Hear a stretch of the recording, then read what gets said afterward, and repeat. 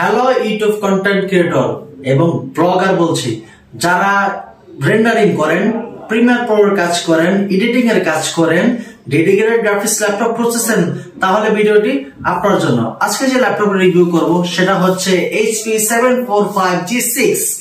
এটা AMD Ryzen processor 3500U, RAM হিসেবে পাচ্ছেন 8GB, কাস্টমাইজও করতে পারবেন, স্টোরেজ পাচ্ছেন 256 NVMe SSD এবং শেয়ার গ্রাফিক্স পাচ্ছেন 4GB এবং ডেডিকেটেড গ্রাফিক্স পাচ্ছেন 2GB। সুতরাং ডেডিকেটেড সহ এবং শেয়ার গ্রাফিক্স পাচ্ছেন আপনার টোটাল 6GB।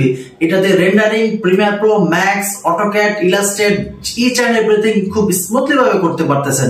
প্রাইস থাকতেছে অনলি 30,000 টাকা এবং 10টা বেশে পারচেজ করার সুযোগ থাকতেছে।